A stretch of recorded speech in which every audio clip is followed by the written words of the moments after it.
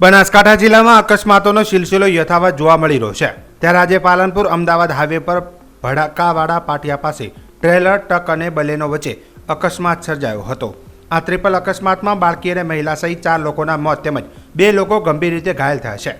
ગંભીર રીતે ઘાયલ થયેલા સ્થાનિક લોકોને મદદથી સારવાર માટે નજીકની હોસ્પિટલ ખાતે ખસેડવામાં આવ્યા છે। જેમાં મળતી માહિતી મુજબ વડગામના ભડકાવાડા પાસે પૂર ઝડપે રોંગ સાઈડમાં આવતી બલેનો કારના ચાલકે પોતાની કાર ગફલત રીતે હંકારીને કટ્ટા ભરીને જઈ રહેલા ટ્રેલરને ટક્કર મારી હતી। બલેનોએ ટ્રેલરને ટક્કર મારતા ટ્રેલર ચાલકે પોતાના વાહન પરથી કાબુ ગુમાવી દીધો હતો। આ દરમિયાન અમદાવાદથી પાલનપુર તરફ આવી રહેલી ટ્રક સાથે ભટકાઈને ટ્રેલર ઊંધું વળી ગયું હતું। આ અકસ્માત એટલો ભયંકર હતો કે કારના આગળના ભાગનો કૂદકો બોલી ગયો હતો, જ્યારે સામાન ભરેલું ટ્રેલર પર રોડ પલટી ખાઈ ગયું હતું, જેથી ટ્રેલરમાં ભરેલો સામાન રોડ પર વિખરાયો હતો। અકસ્માતના પગલે ઘટના સ્થળે લોકોના ટોળેટોળા ઉમટ્યા હતા।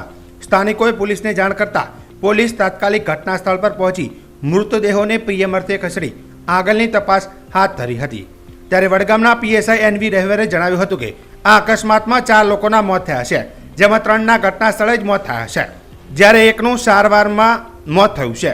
એક 5 વર્ષની બાળકી તેમજ એક મહિલા સહિત 4ના મોત થયા છે। 2 લોકો સાંચોર જિલ્લાના રહેવાસી છે, જ્યારે એક શખ્સ બાડમેર જિલ્લાનો રહેવાસી છે તેમ જણાવ્યું હતું।